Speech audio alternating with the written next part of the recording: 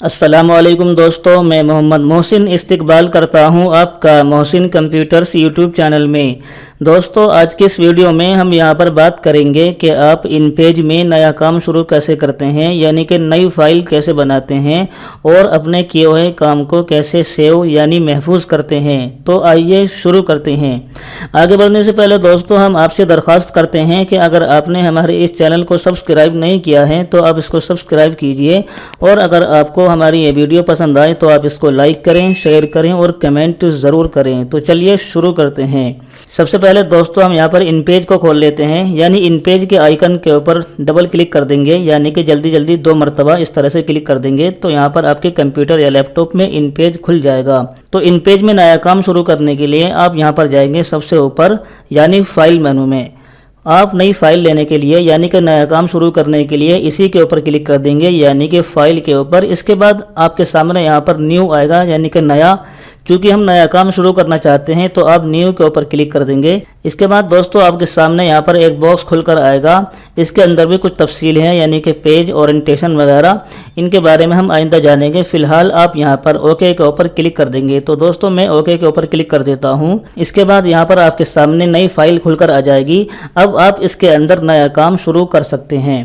दोस्तों, कल की वीडियो में मैंने आपको बताया था कि आप इन पेज में उर्दू कैसे लिख सकते हैं और इन पेज में उर्दू टाइपिंग के लिए सबसे बेहतरीन कीबोर्ड यानी कि लेआउट कौन सा होता है। दोस्तों, कल वाली वीडियो की लिंक आपको डिस्क्रिप्शन में मिल जाएगी, आप उसको ज़रूर देख लें। क्योंकि दोस्तों, इन पेज सीखने से पहले सबसे पहले हमें उर्दू टाइपिंग आनी चाहिए, इसके बाद ही हम इन पेज के टूल्स को सही से समझेंगे। तो दोस्तों, जिस भी कीबोर्ड और लेआउट के ज़रिए से आप टाइपिंग करना चाहें, काम करना चाहें, पहले आप उसको चुन लें, जैसे कि मैंने कल बताया था। चलिए दोस्तों, मैं यहाँ पर आपको एक मरतबा और बता देता हूँ। इसके लिए हम जाएंगे यहाँ पर एडिट मेनू में, यानी कि कीबोर्ड को लेने के लिए यहाँ पर जाएंगे एडिट मेनू में। इसके बाद सबसे नीचे प्रीफरेंस में, इसके बाद सबसे नीचे कीबोर्ड प्रीफरेंस के अंदर। इसके बाद दोस्तों, यहाँ पर आपके सामने कीबोर्ड लिखा हुआ नज़र आ रहा है। यहाँ पर कीबोर्ड का मतलब है लेआउट, यानी कि नक्शा और तरतीब। यहाँ पर इसके सामने आफ्ताब लिखा हुआ नज़र आ रहा है, क्योंकि दोस्तों मैं आफ्ताब कीबोर्ड और लेआउट के ज़रिए से ही टाइपिंग करता हूँ। अगर आप चाहें तो इसको चेंज कर सकते हैं, यानी कि इस डाउन एरो के ऊपर क्लिक करके यहाँ से आप फोनेटिक ले सकते हैं। लेकिन चूँकि दोस्तों मैं आफ्ताब कीबोर्ड के ज़रिए से ही टाइपिंग करता हूँ तो मैं यहाँ पर थोड़ा सा ऊपर करके यहाँ से हम ले लेते हैं आफ्ताब।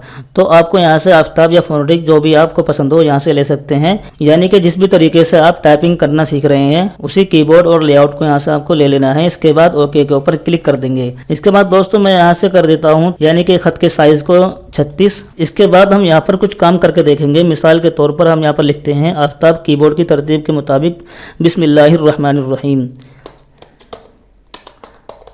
बिस्मिल्लाह। इसके बाद आप स्पेस दबाएंगे क्योंकि एक वर्ड मुकम्मल हो चुका है, अर्रहमान। यहाँ पर भी एक वर्ड मुकम्मल हो चुका है, स्पेस दबाएंगे, अर्रहीम। तो दोस्तों, यहाँ पर हमने बिस्मिल्लाहिर्रहमानिर्रहीम लिख लिया है। इसके बाद दोस्तों, इसको हम यहाँ से यानी कि इस जगह से सेंटर में कर लेते हैं। इस पर क्लिक करके तो ये बिल्कुल बीचों बीच आ चुकी है। अब मिसाल के तौर पर जैसे हमने इस काम को कर लिया है, अब हम इसको सेव करना चाहते हैं, यानी कि इसको महफूज करना चाहते हैं। तो दोस्तों, इसको कैसे करेंगे? इसके लिए आप यहीं पर जाएंगे फाइल मेनू में, यानी कि यहाँ मैं फाइल मेनू के ऊपर क्लिक कर देता हूँ। इसके तहत में यहाँ पर एक ऑप्शन है क्लोज के नीचे, यानी यहाँ सेव का ऑप्शन है। सेव का मतलब है महफूज करें, तो आप सेव के ऊपर क्लिक कर देंगे। इसके बाद दोस्तों, यहाँ पर ये आपसे मालूम करेगा कि आप अपने काम को किस जगह सेव करना चाहते हैं। दोस्तों, सेव इन, इसका मतलब ये है कि आप अपने काम को किस जगह यानी कि किस अलमारी में, किस फोल्डर में अपने काम को सेव करना चाहते हैं। जैसे कि दोस्तों, हमारे पास कोई लाइब्रेरी है, उसके अंदर बहुत सारी अलमारियां रखी हुई हैं, तो आप अपनी फ़लाँ किताब को इस अलमारी में रखते हैं और इस किताब को इस अलमारी में रखते हैं, उसकी कुछ पहचान होती है।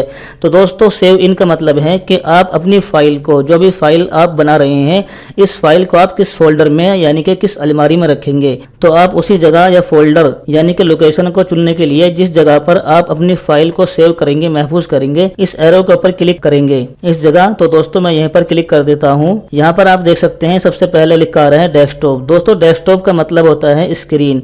अगर आप यहाँ से डेस्कटॉप कर देंगे तो आपकी फाइल कंप्यूटर की स्क्रीन पर जाकर सेव हो जाएगी, यानी कि जहाँ पर हमारे सॉफ्टवेयर के आइकन होते हैं वहीं पर हमारी ये फाइल भी सेव हो जाएगी। लेकिन हम यहाँ पर अपनी इस फाइल को मिसाल के तौर पर दिस पीसी के तहत में न्यू वॉल्यूम डी में सेव करना चाहेंगे, सी के अलावा।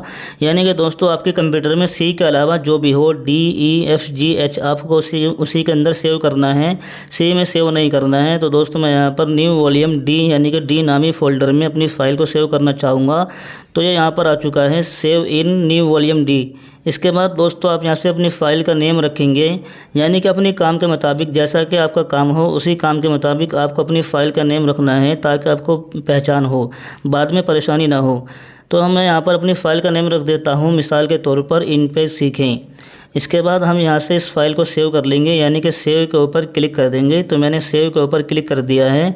इसके बाद दोस्तों आप यहाँ से देख सकते हैं कि हमारी फ़ाइल सेव हो चुकी है और टाइटल बार में इसका नाम भी इन पेज सीखें आ चुका है। अब हम इसको चेक करेंगे कि हमारी फ़ाइल सेव हुई है या नहीं। हम यहाँ से इन पेज को मिनिमाइज़ कर देते हैं, यानी कि इन पेज को खुले होने की हालत में कंप्यूटर के टास्क बार में नीचे पहुँचा देते हैं। तो हम यहाँ पर जाते हैं दिस पीसी में, चूँकि हमने अपनी फ़ाइल को दिस पीसी के अंदर सेव किया है। दिस पीसी के ऊपर मैं डबल क्लिक कर देता हूँ। तो मैंने दिस पीसी के ऊपर डबल क्लिक कर दिया है। इसके बाद यहाँ से हमारा दिस पीसी खुल चुका है और दिस पीसी के तहत में यहाँ पर न्यू वॉल्यूम डी है। आपके कंप्यूटर में वही होगा जिसमें आपने सेव किया है।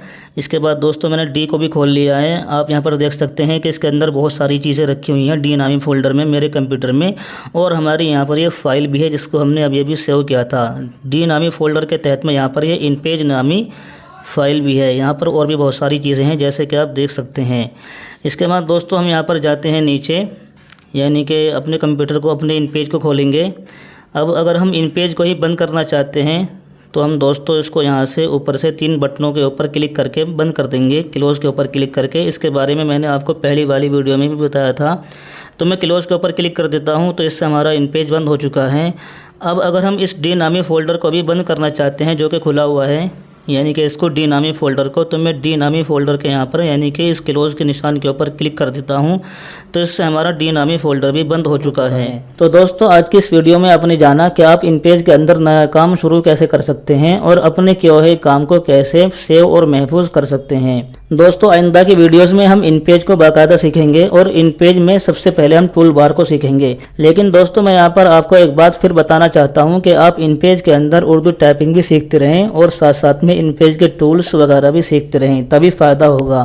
तो दोस्तों अगर आपको हमारी ये वीडियो पसंद आई तो आप इसको लाइक करें, शेयर करें और कमेंट ज़रूर करें और चैनल को भी ज़रूर सब्सक्राइब करें। आज की इस वीडियो में इतना ही। खुदा हाफिज़।